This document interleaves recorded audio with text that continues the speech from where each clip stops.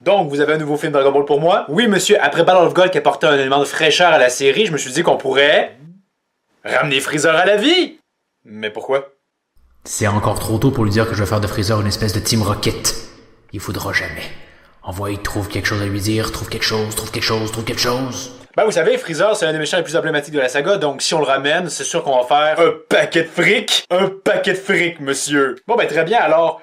Mais Freezer, il est pas à la ramasse en termes de puissance, ça risque pas d'être difficile d'en faire un ennemi à la hauteur. En fait, ça a été super facile, à peine un enjeu. Ah ouais? Oui, ben on va dire que Freezer, c'était un génie du combat, mais paresseux, donc il va s'entraîner quoi?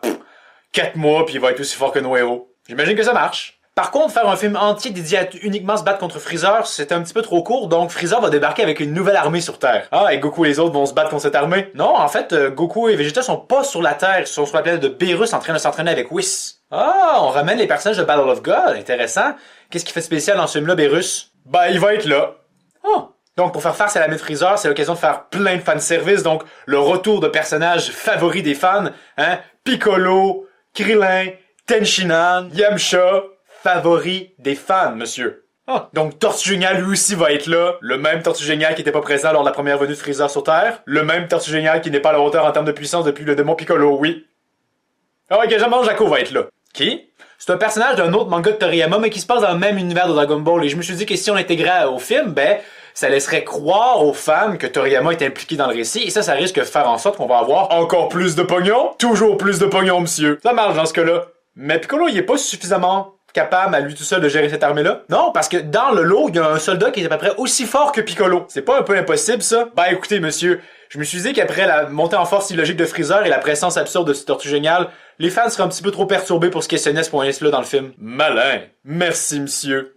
De toute façon, c'est Gohan qui va venir à bout de ce soldat-là. Ah, Gohan est dans le film aussi? Oui, monsieur. D'ailleurs, j'ai pensé à un nouveau design pour lui. J'ai un croquis ici, si ça vous intéresse.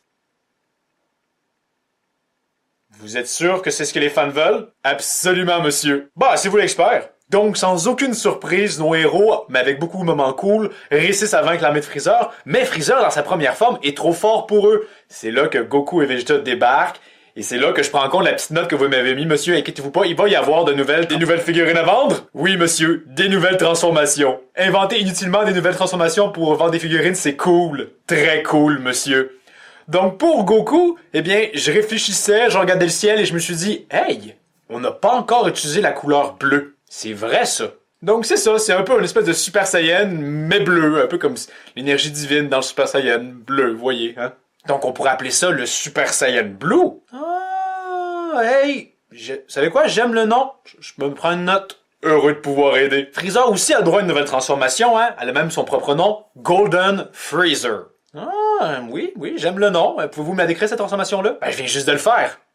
C'est Freezer doré. Ah, un peu comme s'il avait lui aussi obtenu le Super Saiyan. Un peu comme s'il avait obtenu le Super Saiyan, oui. Ben, j'imagine que c'est malin. Et ça fait des figurines vachement faciles à faire aussi. Vendu. Donc Goku et Freezer se battent et Freezer semble avoir le dessus, mais revirement de situation, il s'épuise trop rapidement quand il utilise sa pleine puissance et c'est Goku qui prend le dessus. Un peu comme leur premier affrontement en fait. Oui, c'est pas un peu redondant, mais surtout nostalgique. J'imagine que ça marche. Mais, autre revirement de situation, parce que quand Goku baisse sa garde parce qu'il pense avoir le dessus, hein, il y a Sorbet, un des sbires de Freezer, qui le tire et le blesse grièvement. Oh, et il doit être vachement balèze ce soldat-là. Non, pas particulièrement, en fait, il est même très faible. Et il blesse grièvement Goku. Ben, je vous l'ai dit, il a baissé sa garde. Ok, il est revenu sous sa forme normale. Non, en fait, il est encore dans sa forme la plus puissante, là. Non mais attendez, parce qu'il y a un autre revirement de situation. Vegeta possède la même transformation que Goku, le sauve, et là, il défonce la gueule de Freezer, hein, ça va faire plaisir aux fans. Ouais, mais Freezer est déjà crevé par son bon combat contre Goku, c'est pas très glorifiant, je trouve. Non mais attendez, c'est parce qu'il y a un autre revirement de situation.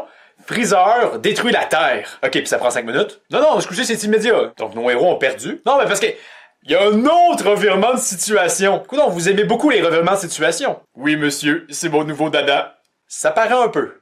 Donc Whis a protégé tout le monde sauf Vegeta de l'explosion, et là, ils sont dans l'espace, et là, il y a une petite morale comme quoi, hey Goku, ça serait important que tu tues les gens quand c'est le temps de... Pas sûr que ça soit nécessaire, mais ok. Et là, on apprend que Whis est capable de remonter dans le temps de 3 minutes.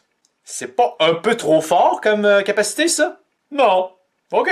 Donc, Whis utilise son pouvoir pour monter dans le temps, et Goku utilise le déplacement instantané pour tuer rapidement Freezer. Ah non, en fait, prépare un Kamehameha et le lance de loin et crie même à Freezer. Et Freezer esquive, j'imagine. Non, Vegeta qui était proche de lui esquive, mais Freezer, il bouge pas, là. Parce qu'il a peur, j'imagine.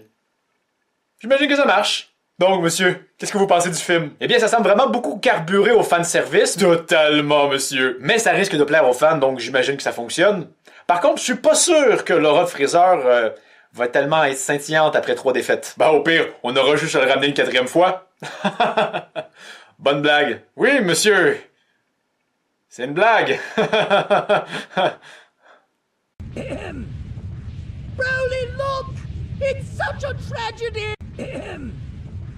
Broly, look! It's such a tragedy!